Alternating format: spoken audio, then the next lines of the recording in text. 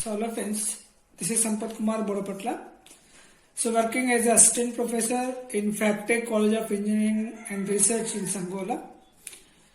So I am doing my PhD from Usman University and completed my MTech from Walchand College of Engineering, Sangli. And I have a total teaching experience 11 years. Now in the continuation of series, today we are going to discuss.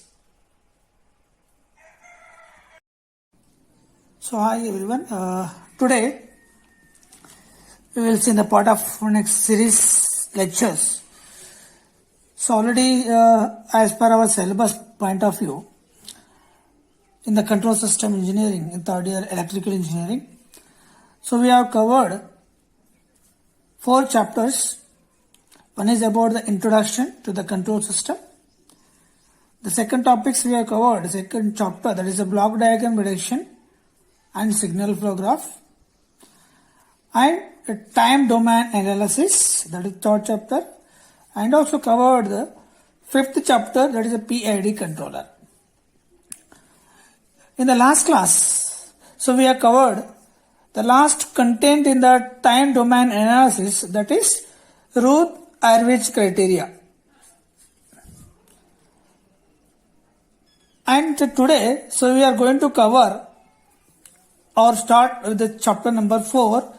So that is about the frequency domain analysis. Frequency domain analysis. So mainly this particular frequency domain analysis, as per our syllabus content point of view, so basically we have 4 major contents. So about the root locus, Bode plot, polar plot and Nyquist plot. These are as per the syllabus. We have 4 major contents. So these 4 topics is basically used for stability analysis of control system. So already in the 3rd chapter, so we have covered, that is about the Routh-Hurwitz criteria. This is also a technique which is used for the stability analysis of a control system. So already we know, we defined and we have studied about basic concept about the stability.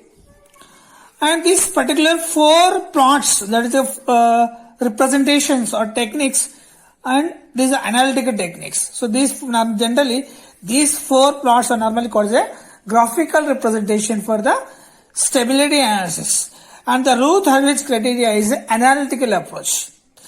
But these commonly method, these are the 4 methods along with this plus Routh-Hurwitz criteria is only for the basically for analysis of a stability or stability analysis. But generally these all methods used for the design of a control system with the help of this stability analysis. Let me see one by one. So it is here. Including this, we have so many other techniques, typically like a Nicola chart, also be used for the analysis of this. But we are going to cover our syllabus point of view these 4 topics one by one. So we will see in detail. So hi everyone. Today we are going to cover. The topic is about root locus techniques. Technique, we can say. So root locus technique was introduced by W.R. Evans in 1948 for the analysis of control system. Root locus basically is a powerful tool for adjusting the location of closed loop poles to achieve a desired performance by varying one or more system parameters. The root locus can be plotted in the S-plane by adjusting a system parameter, usually that is gain, over the complete range of values.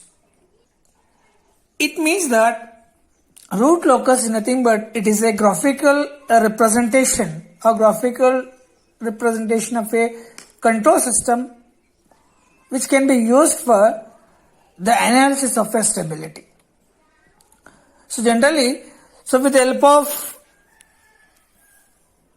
transfer function, we are going to draw a response or a plot in a S-plane, thereby we can give about the comment about the stability. So root locus is a technique, is also be used for the stability analysis. I said again, using root locus, we can find out the values, nothing but these are the applications, but where we can use the, what particular purpose we are using the root locus. So root locus is a technique which is used for the range of values of k for the system keeps to be stable.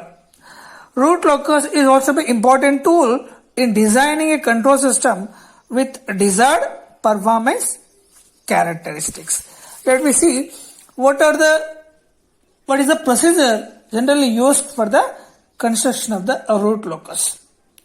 See here, we have a rules for the construction of a root locus. Generally, it also called the rules, or it can also call as the steps.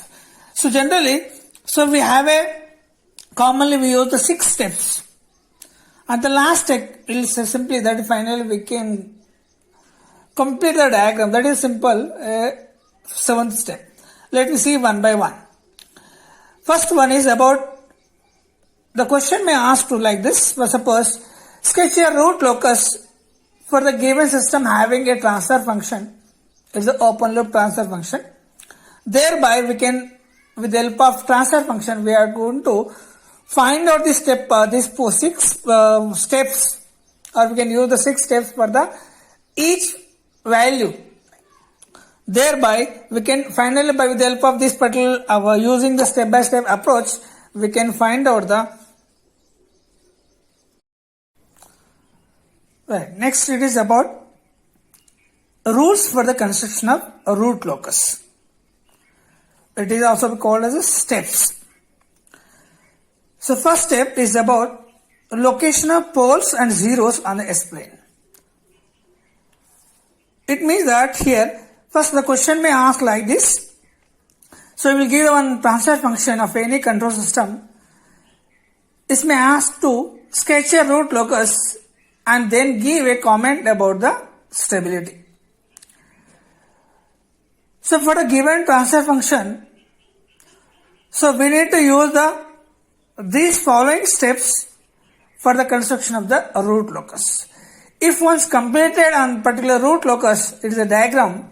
So finally we need to give a comment about the stability, or it may sometimes ask to find out the gain value. The first step is about location of poles and zeros. Second step is about the find out the root locus on a real axis.